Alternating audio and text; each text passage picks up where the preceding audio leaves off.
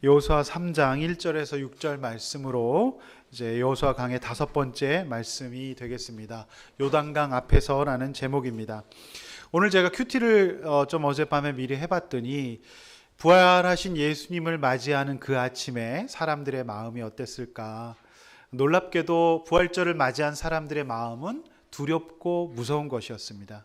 왜냐하면 예수님의 십자가 죽음이란 사건이 워낙 큰 사건이었기 때문에 아직도 말씀은 오간데 없고 그냥 두렵게 또 무섭게 부활절 아침을 시작하는 이 예수님의 제자들의 모습을 볼 수가 있었습니다. 여러분은 어떠십니까? 오늘 이 현실 속에서 오늘 우리가 이 말씀을 듣고 예배하기를 원하는데요. 지난주까지 정탐의 완성을 살펴보았습니다. 이제 여리고 정복전에 반드시 건너야 될 그 강, 자, 요단강 앞에서 어떻게 우리가 요단강을 건너야 될지, 우리 인생의 요단강을 어떻게 해석해야 될지 함께 살펴보고 은혜 받는 시간 되기를 원합니다.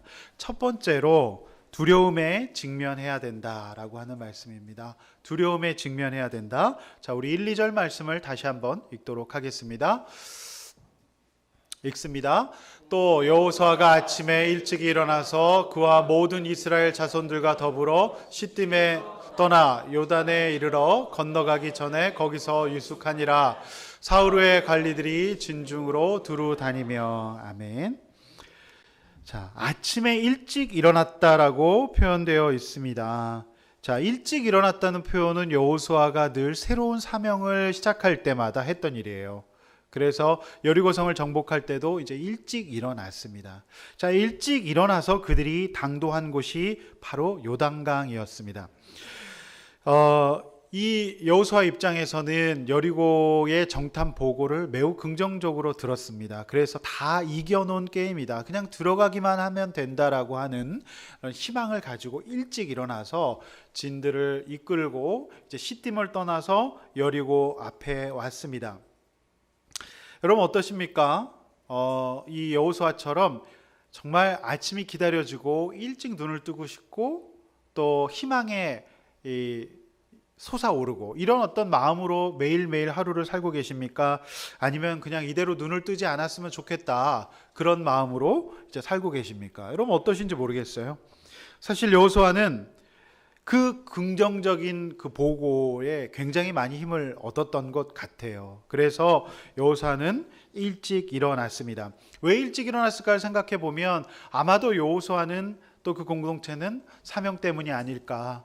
이제 하나님께서 하실 일, 연약한 우리 백성들 아무것도 할 수 없었지만은 하나님께서 저 정말 강한 여리고 백성들을 이기게 하신다.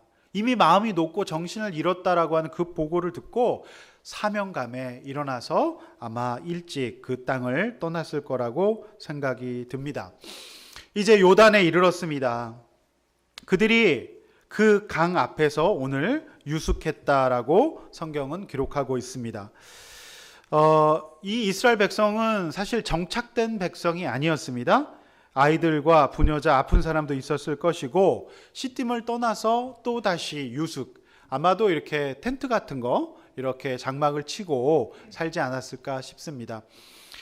우리가 우리 모교에 있을 때 몽골의 단기 선교를 함께 갔었는데요. 그곳이 바로 유숙의 문화입니다. 유목의 문화죠. 그러니까 정착이 되지 않고 이동하면서 가축을 치면서 그냥 임시 거처인 이제 게르라고 하는 텐트를 치고 이제 사는 그런 백성들이었습니다. 그런데 이제 캠핑은 돌아갈 집이 있어야 캠핑입니다. 자, 돌아갈 집이 없으면 뭐죠? 그건 노숙입니다. 네, 집이 따로 있고 텐트에서 자야 캠핑이지 계속 그 길거리에서 자면 그야말로 이제 유숙, 이제 캠핑 노숙이 되는 거죠. 그 몽골 백성들은 참 희한한 것이 대대로 유목국가로서 정착된 삶을 살지 않았기 때문에 놀라운 것이 이게 울란바토르하고는 이 도시에는 상하수도 시설이 있는데 이 조금만 벗어나도 상하수도 시설이 없어요. 그냥 집만 지어놓고 그냥 물이 안 나오는 거예요. 그러니까 얼마나 불편했겠어요. 그 선교사님이 계셨던 그 선교지 교회에도 상하수도 시설이 없더라는 거예요. 어떻게 이곳 살 수 있을까?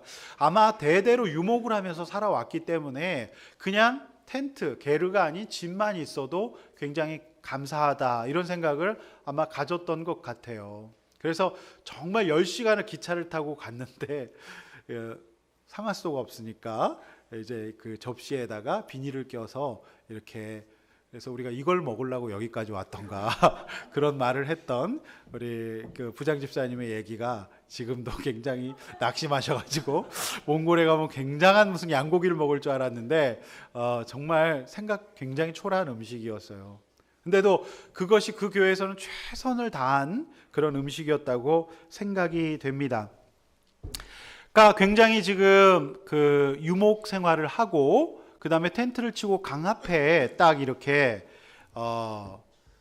유숙을 하고 있었는데 사흘이나 유숙을 했어요. 사실 캠핑을 아무리 길게 해도 한 2박 3일 정도 하지 사흘 정도 이렇게 하는 경우는 잘 없지 않습니까?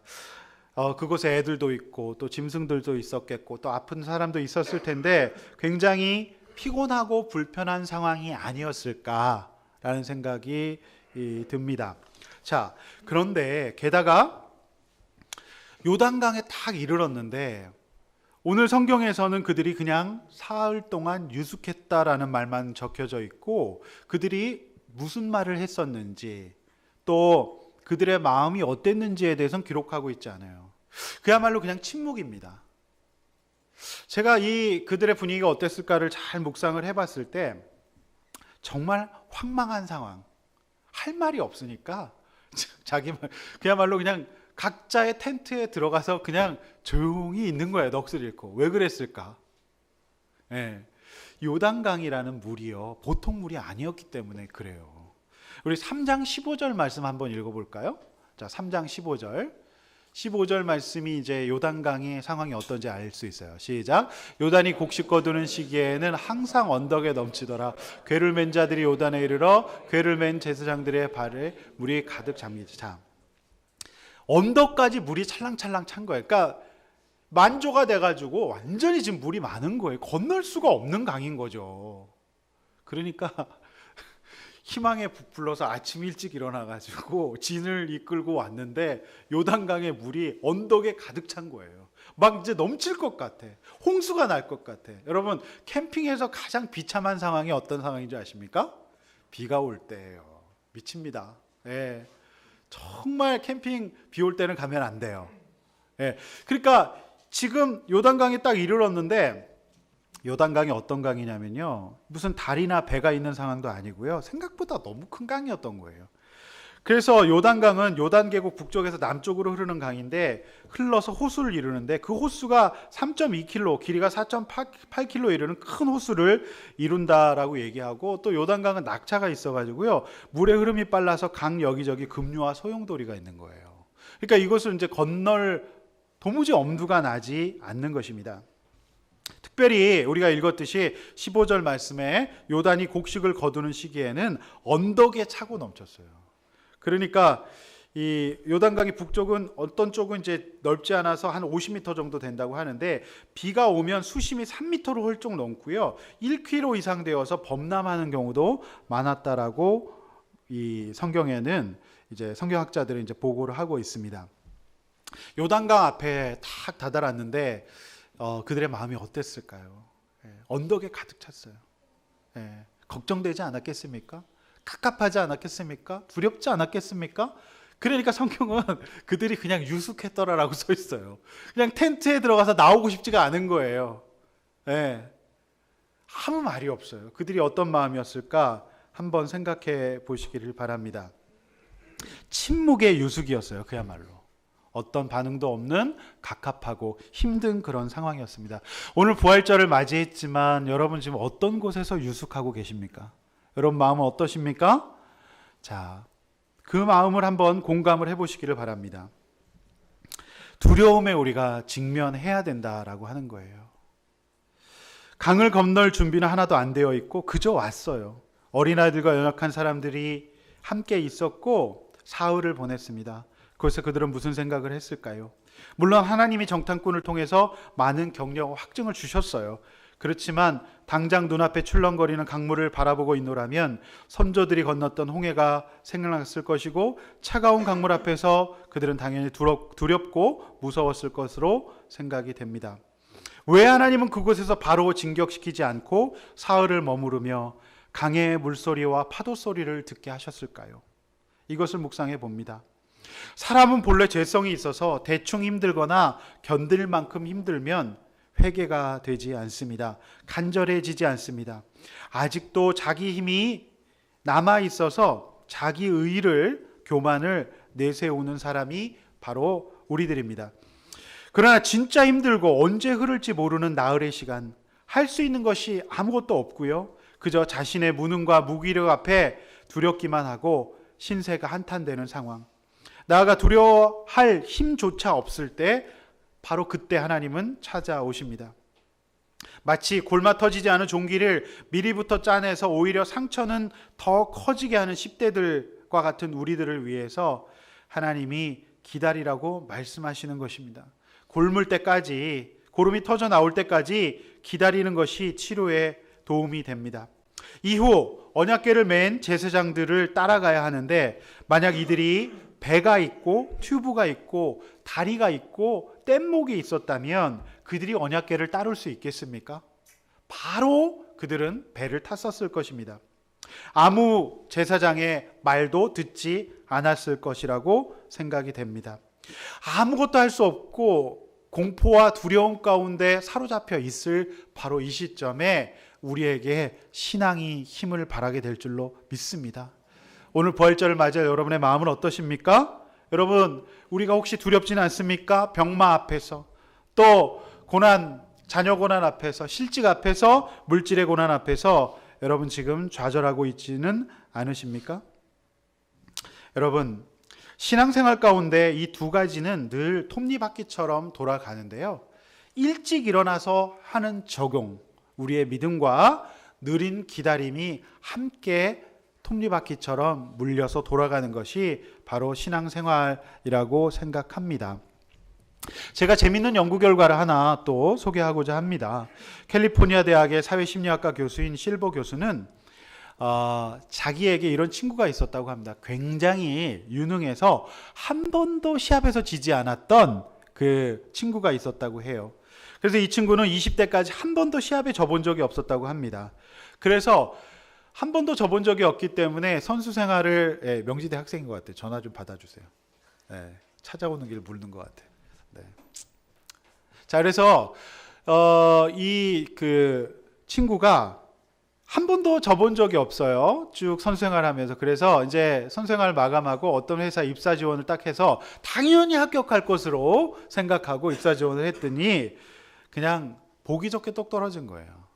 자, 놀랍게도 이 한 번도 져본 적이 없던 이 심리학 교수의 친구는 바로 심한 우울증에 걸려서 거의 정상생활을 할 수 없는 사람이 되었다라고 합니다. 그래서 이분이 굉장히 충격을 받고 이 문제가 이 한 번도 패배해보지 않은 사람들이 왜 그럴까를 이제 탐구하기 시작했다고 해요. 그래서 이 친구는, 이 선생님은 그 일을 위해서 이제 심리학 공부를 했는데 2001년에 9.11 사태가 나면서 사람들을 이제 2,000명 이상의 사람들을 추적 관찰하면서 수년에 걸쳐서 7번의 설문조사를 했다고 합니다.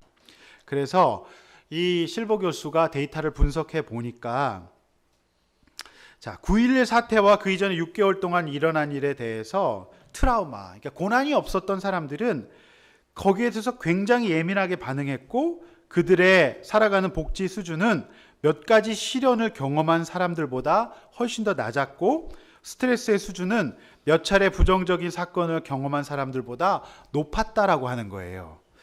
자, 가장 행복하고 회복 탄력성이 높고 가장 정신적으로 건강한 사람들은 살면서 두세 가지의 시련을 겪은 사람들이었다라고 말하고 있어요. 그래서 실버 교수는 이렇게 얘기합니다. 힘든 일을 전혀 경험하지 않은 것은 트라우마가 많은 것만큼이나 나쁘다는 결론을 내리게 되었다고 해요. 굉장히 의미 있는 연구 결과입니다. 한마디로 얘기해서 우리 안에 건널 수 없는 요단강을 많이 만날 사람일수록 더 행복해질 가능성이 많다라고 하는 역설입니다. 오늘 우리 가운데에서 하나님 인도하시는 길에 무조건 들어가야죠. 정말 언덕까지 차오른 요단 강물을 만나지 않는 것이 축복이라고 생각할 수 있지만, 하나님께서 우리에게 건널 수 없는 요단강을 허락하시는 것은 우리 가운데 더 많은 은혜를 경험하게 하시고 회복 탄력성을 주시고자 하는 하나님의 특별한 은혜라는 것을 여러분 믿으시기를 바랍니다. 성경은 그 나올 동안 백성들의 반응에 대해서 별다른 언급을 하고 있지 않아요. 유숙 즉 지어준 그저 안정되지 않은 삶 속에서 그들이 할 수 있는 일은 침묵하며 일어나 밥해 먹고 또 일어나 땔감을 모으고 시간이 되면 또 자고 일어나 밥 먹는 평범한 일상의 생활을 잘 했던 것입니다. 불평을 하거나 그렇다고 억지로 나서서 기뻐하지도 않았습니다.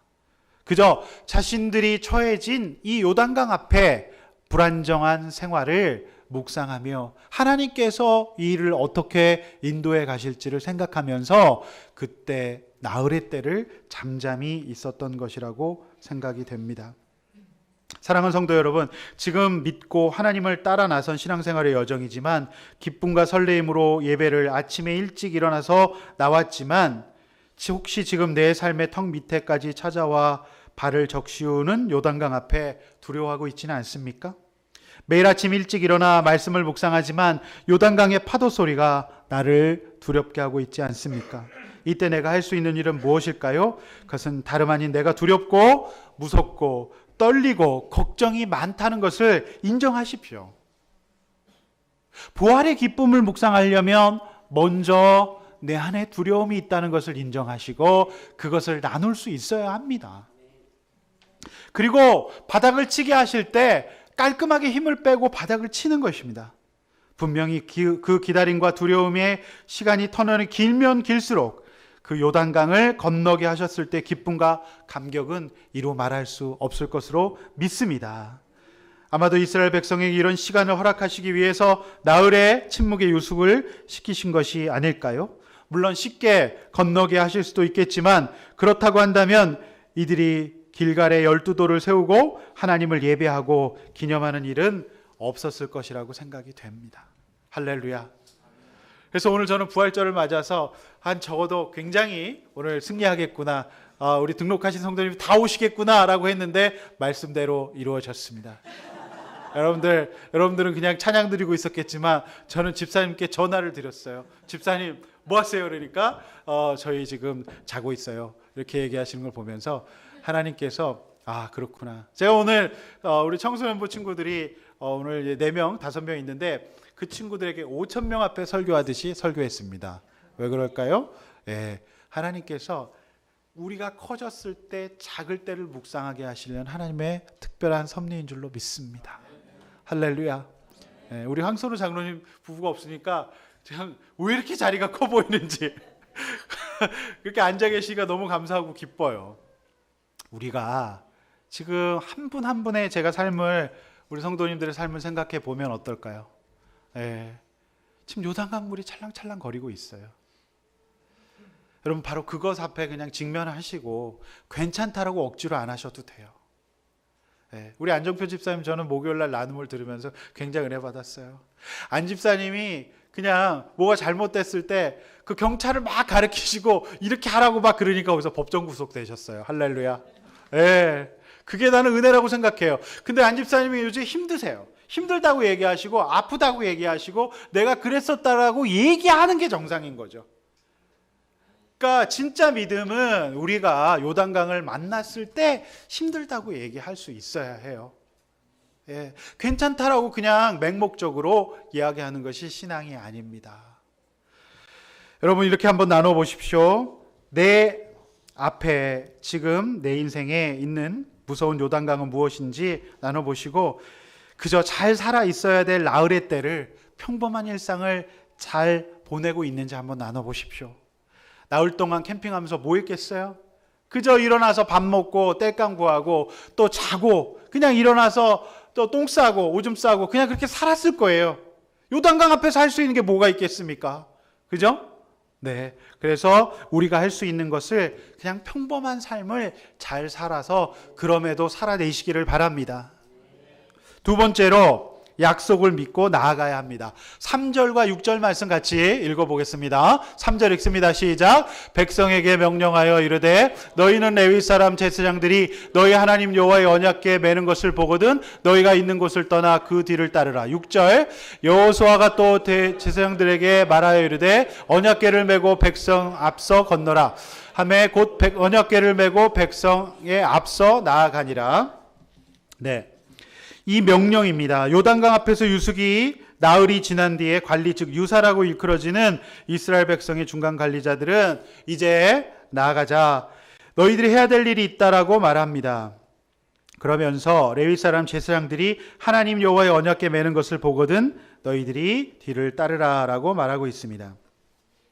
여기서 명령입니다. 권면이 아니고 명령이에요. 자, 명령은 해도 되고 안 해도 되는 것이 아니라 목숨 거는 영자를 달고 있습니다. 생명의 명령입니다. 그래야 살 수 있기 때문입니다.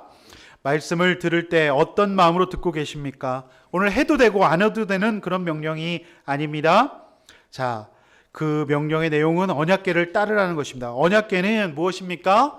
자, 모세가 산에서 십계명을 담은 돌판과 항아리를 돌판과 쌍난 지팡이, 아론의 쌍난 지팡이가 담겨 있는 그 궤입니다. 이 궤는 지성소 가장 깊숙한 곳에 모셔 있던 곳으로 이곳에서 늘 하나님 말씀하시고 백성들에게 인도하시는 말씀을 주셨던 하나님을 상징하는 도구였습니다. 즉 요단강 앞에서 할 수 있는 것이 없었던 백성들은 기대하고 의지해야 하는 것이 오직 하나님밖에 없다는 뜻입니다. 자, 언약궤는 그야말로 하나님이시고 약속하시는 하나님이에요. 언약의 궤이기 때문에 그 약속에 따라 하나님은 지금 인도를 해주신다는 것입니다. 자, 하나님은 어떤 분이십니까? 언약의 하나님, 약속을 지키시는 분이에요. 분명한 것은 우리가 약속을 지키지 않는 경우가 대부분이지 하나님은 약속을 어기시거나 잃어버리신 적이 한 번도 없으십니다. 할렐루야. 이스라엘 백성이 요단강물 앞에서 하나님의 약속을 어기셨다고 생각할 수도 있었을 것으로 생각이 됩니다. 그런데 하나님은 한 번도 약속을 어기신 적이 없어요. 우리는 하나님의 신실하심을 우리가 곧 잊어버립니다. 요단강물 앞에서. 그러나 하나님의 약속을 지키시는 하나님이시라는 그 속성을 끝까지 믿으시기를 축원합니다. 우리는요, 하나님의 인도는, 언약궤의 인도는 정말 갈 길을 모를 때 받을 수 있어요. 내가 갈 길을 알고 있으면 인도 못 받습니다. 오늘 제가 왜 두려움에 직면하라고 말씀드렸냐면 이스라엘 백성이 굉장히 무섭고 두렵고 아무것도 할 수가 없는 상황이어야 언약궤를 의지할 수가 있어요. 만약 우리가 모든 길을 다 알고 있다면 내비게이션이 왜 필요할까요? 필요하지 않습니다. 내비게이션은 길을 모르는 사람이나 내가 가고 있는 길에 대한 확신이 없거나 빠른 길을 알지 못하는 사람에게 필요해요. 즉, 내가 내 인생의 주인이 되어서 모든 것을 다 알고 내 선택은 언제나 틀리지 않으며 부족함도 없고 모르는 것이 없다고 생각하는 사람은 언약궤가 필요가 없습니다. 그러나 오늘 요단강 앞에서 이스라엘 백성들은 나흘간 침묵의 유숙을 하면서 내린 결론은 할 수 있는 것이 없다. 오직 하나님밖에 없구나. 라는 고백을 하고 있는 중이었습니다. 하나님의 인도는 정말 길을 몰라야 받을 수 있습니다. 길이 보이더라도, 아니 내가 길을 알고 있더라도 그 길이 빠른지 맞는 길인지 정말 확신이 서지 않아야 합니다. 그렇지 않고서야 절대로 받을 수가 없는 것이 하나님의 인도하심입니다. 내 인생의 길을 내가 다 결정하고 내가 안다고 생각하며 살면 언약궤를 붙들 수가 없는 것입니다. 오늘 말씀이 들리지 않고 큐티가 되지 않은 분들은 큐티가 어려워서, 말씀이 어려워서가 아닙니다. 설교가 어려워서가 아니에요. 내가 하나님을 절실하고 절박하게 의지할 필요가 없는 분들은 말씀이 안 들릴 가능성이 굉장히 많습니다. 오늘 우리 예림자매가 간증했듯이 지금 직장에서 굉장히 또 고난이 있고 인정받지 못할 것 같으니까 오늘 그 요단강 앞에서 이제 여호수아의 말씀이 들릴 수밖에 없는 것이죠. 만약에 예레미야가 처음부터 빵빵 터뜨리고 잘하고 인정받았다고 한다면 오늘 이렇게 간증을 제가 시키지도 않을 뿐더러 하지도 않았을 거예요. 제가 간증을 왜 해요? 그렇게 얘기를 했을 거예요. 어른 예배인데요? 이렇게 얘기했을 거예요. 그러나 힘드니까. 지난주 설교를 하면서 예레미야가 제가 말씀 들으면서 막 기도하며 우는 걸 봤어요.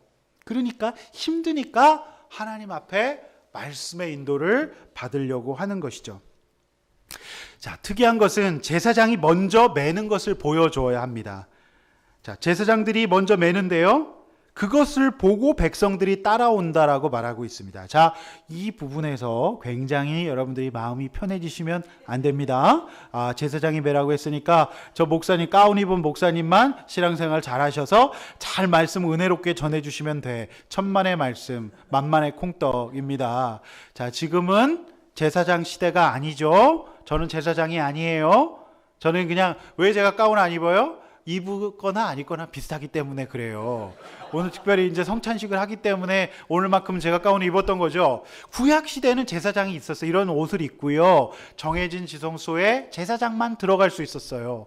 그런데 예수님이 오신 이후에 성소의 휘장이 위로부터 아래까지 갈라져서 부활하신 이후에는 모든 사람이 예수의 이름으로 예배당에 들어가는 거예요.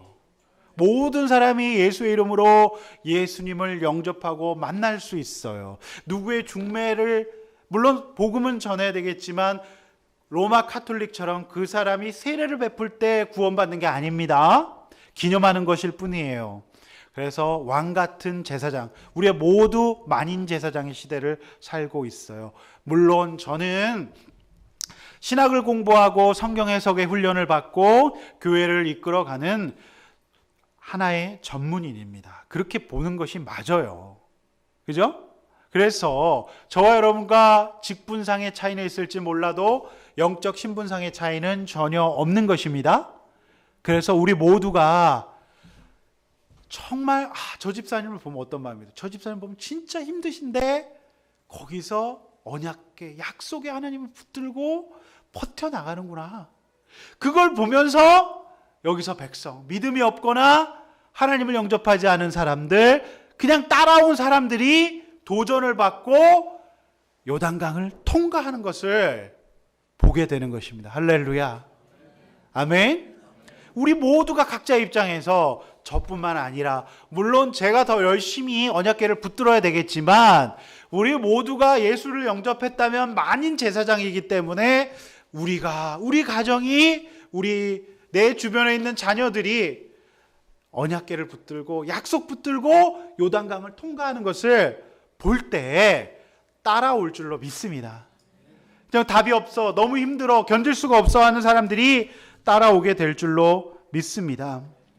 여러분, 우리 모두가 제사장입니다. 그러므로 약속의 하나님을 붙드십시다.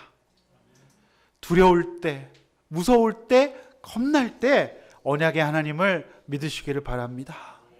우리는 하나님의 뜻을 다 알지 못해요.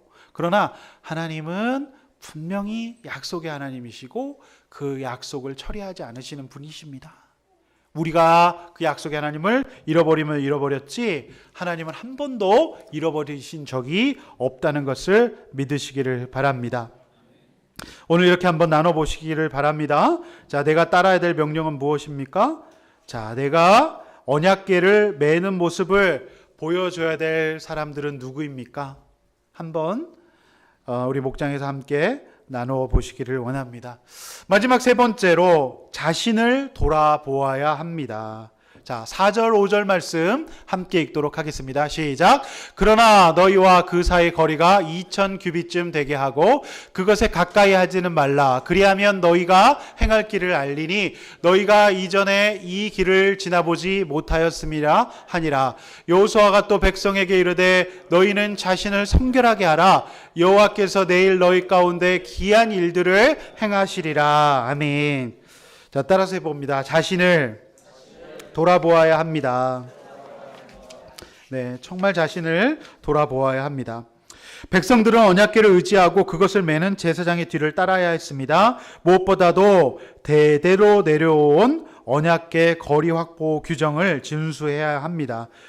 자, 이게 무슨 뜻인가? 자, 2000규빗을 언약궤와 거리를 떼라고 말해요. 그러니까 2000규빗을 환산해 보면 한 800m에서 1km 정도 된다고 해요. 그러니까 언약궤가 먼저 나가고 이제 1km 정도 되는 거리를 떼고 백성들이 따라가야 하는데 왜 그랬을까? 자, 이것은 옛부터 율법에 내려오는 지성소의 언약궤 규정이었어요.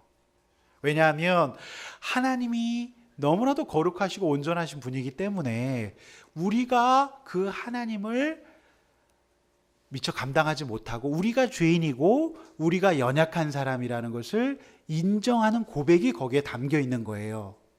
그런데 언약궤를 덥석 손을 댔다가 죽은 사람도 있었고요.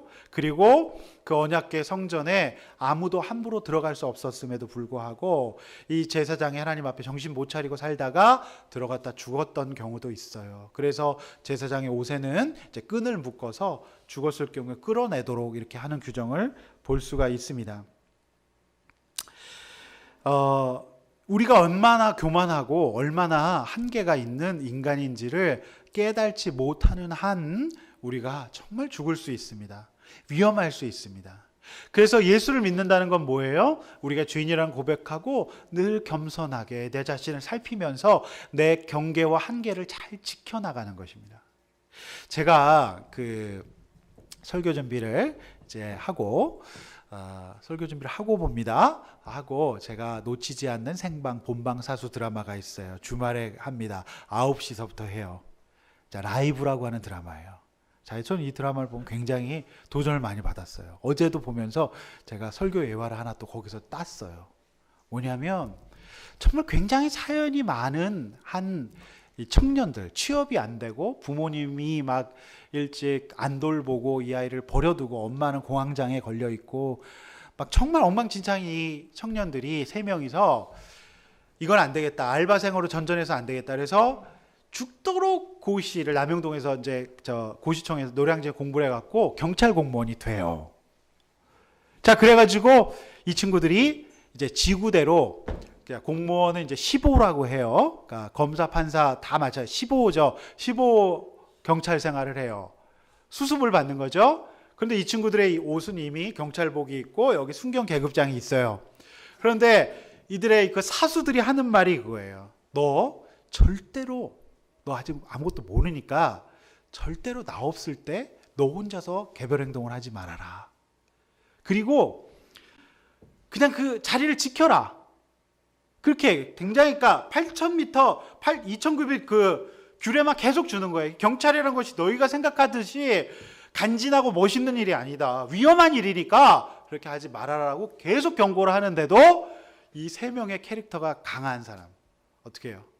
그 말을 안 듣고 이제 경찰 됐으니까 15점수 높게 받아가지고 나는 표창을 받으리라 라는 생각으로 그 여자 15 경찰 한 명은 절대로 내가 오기까지 불러도 들어가지 말라 그랬는데 그 현장에 자기가 과감하게 총을 뽑고 들어갑니다. 그래갖고 테이저건이라고 전기 올라 사람 꼼짝 못하게 하는 총을 임산부에게 쏴가지고 그 임산부가 큰 위험에 빠지게 돼요. 또 광수라고 하는 키 큰 친구는 그 여자 동기가 굉장히 앞서가는 것을 보고 인정받으려고 자기 주제 파악 못하고 가만히 있으라는데 범인을 쫓으러 가요. 그것도 누굴 쫓으러 가는 줄 아십니까? 동네에서 고등학생들이 폭력 사태가 일어나가지고 그 고등학생을, 근데 자기 그 사수가 가지마 이랬는데 그냥 막 뛰어가요. 그래서 거기서 고등학생이 휘두르는 커터칼에 얼굴을 가요. 여기를 쫙 빼요. 그죠?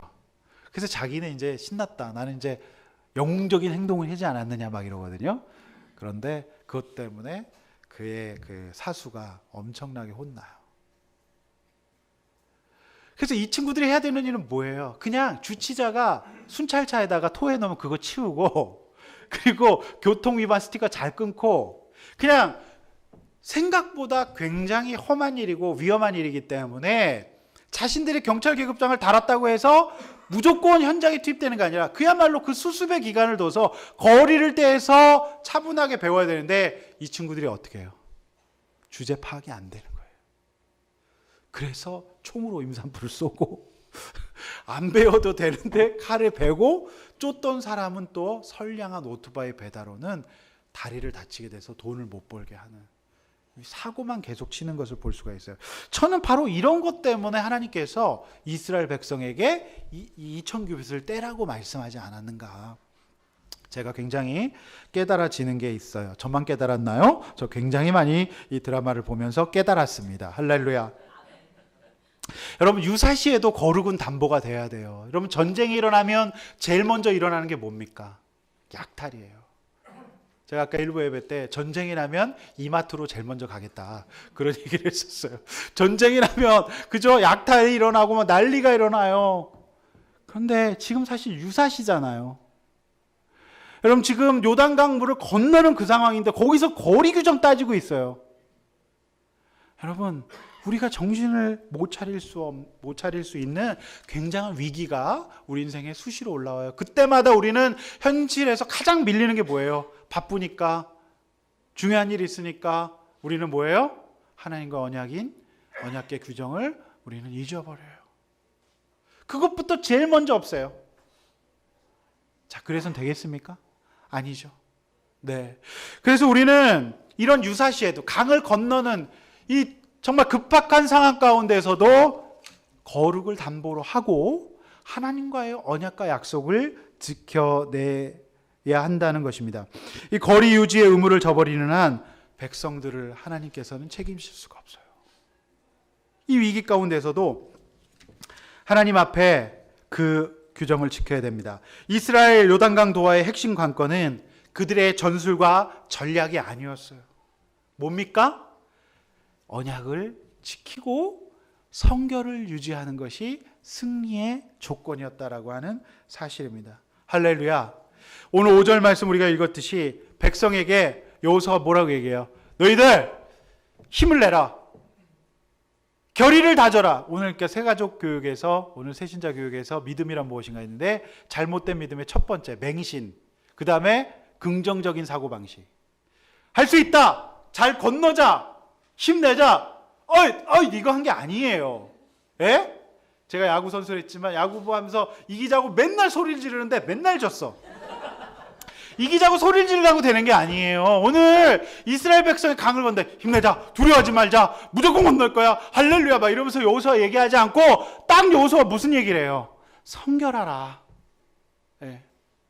거리 유지 지키고 너희들이 15라는 것을 잊지 말고, 나대지 말고. 그 한마디로 얘기해서 나대지 마라 이렇게 얘기한 거랑 똑같아요. 예. 웃어라 시성아, 널 보고 내가 지금 드립 친 건데, 그죠? 그러니까 너희들이 해야 될 것은 너희들의 용기와 긍정적인 사고방식으로 넘는 게 아니다. 겸허해라. 성결해라. 그것이 승리의 관건이다. 이렇게 말을 하고 있는 것입니다. 왜냐하면 온전히 하나님만 의지하려면 그들이 하나님 앞에 겸허해야 되기 때문에 그래요. 즉, 내 죄를 보고 무서워하고 내가 저 언약궤, 그죠? 저기 내가 가까이 갈 수가 없는 죄인이고, 정말 하나님의 은혜로 우리가 이 요단강, 깊은 요단강물을 정말 홍해처럼 갈라져요. 그래서 이 물 가운데에서 제사장들이 딱 언약궤를 메고 서 있고요. 거리를 두고 쭉 가요. 그러니까 그만큼 멀리 폭이 길게 강이 갈라졌다라고 하는 것이죠. 홍해의 역사만큼 요단강의 역사가 굉장합니다. 근데 애니메이션이 요단강 역사는 나오지 않아요. 홍해 역사만 나와요. 그래서 이제 그런 애니메이션이 나올 줄로 믿습니다. 근데 요단강을 건넌다는 건 굉장히 죽음의 강을 오늘 요단강 건넜어 뭐 이런 그 농담이 있잖아요. 그래서 굉장히 그런 이미지가 있어서 그런가 봐요. 굉장히 드라마틱합니다. 저는 여기서 부부 생활도 마찬가지라 생각해요. 결혼 생활도. 자, 누구의 사랑과 책임이 더 컸던지 간에 신앙생활을 하면서 자신의 죄를 본다면 배우자의 장단점을 떠나서 얼마나 죄인이고 이기적이고 하나님 나라의 뜻과는 전혀 상관이 없는 결혼 생활을 내가 하고 있다는 것을 인정하고 철저히 죄인이라는 것을 인정하면서 내가 살아간다면 우리 사실 요단강과 같은 우리의 결혼 생활도 성공적으로 건너게 될 줄로 믿습니다. 굉장히 부정적인가요? 요단강 건넜다 그러니까? 결혼 생활 내가 봤을 땐 그 자체가 요단강 건너는 것과 비슷해요. 왜냐하면 우리는 너무나도 다르기 때문에, 우리는 너무나도 생활 환경이 달랐고 음식도 달랐고 언어도 달랐어요. 생긴 것도 달라. 남자와 여자예요. 자, 그때 우리가 이 1000규빗을 유지해야 됩니다. 즉 내 죄를 보고 내가 죄인이기 때문에 그저 나랑 살아주는 것만 해도 감사한 거구나. 그죠? 그저 내 옆에 있는 것이 굉장히 힘들겠구나. 그런 의식을 가질 때 우리는 그것이 바로 자신을 성결케 하는 거예요. 내 죄를 보고 나 같은 죄인을 위해서 예수님이 십자가 달려 죽으셨구나라고 인정하면 어떤 요단강도 건널 수 있을 줄로 믿습니다. 할렐루야. 여러분, 자신을 성결케 하시기를 바랍니다. 성결케 하시기를 바랍니다. 성결케 하는 것이 내 죄를 보는 것이에요. 여러분, 요즘 혹시 일상이 지루하고 재미없지는 않습니까? 네. 여러분, 오늘 성경 뭐라고 해요? 너희들이 밟아보지 않은 땅을 밟게 될 것이다. 굉장히 놀라울 거예요. 굉장히 재밌을 것이다. 너희들이 한 번도 밟아보지 않은 그 어떤 땅이에요? 여러분, 강의 바닥을 밟게 될 것입니다. 그런데 그 강이 마른 땅이라고 말씀하세요. 여러분, 가끔 저수지에 물 퍼내는 저수지 보죠? 그 저수지 안에 보면 굉장히 신기하죠? 그런데 요단강 가운데 너희들이 그 땅을 밟게 될 것이다. 예. 우리가 하나님 앞에서 성결하고 하나님께 우리 인생을 맡기고 신앙생활하는 그 생활은 한 번도 밟아보지 못한 땅을 밟게 될 것이라고 오늘 말씀하십니다. 할렐루야. 우리 강병길 하경희 집사님의 결혼 생활이 정말로 한 번도 경험하지 못한 놀라운 결혼 생활로 변화될 줄로 믿습니다. 할렐루야. 네, 우리 하 집사님 새로워 보이네. 눈썹 하셨네. 할렐루야. 한 번도 보지 못한 눈썹이에요.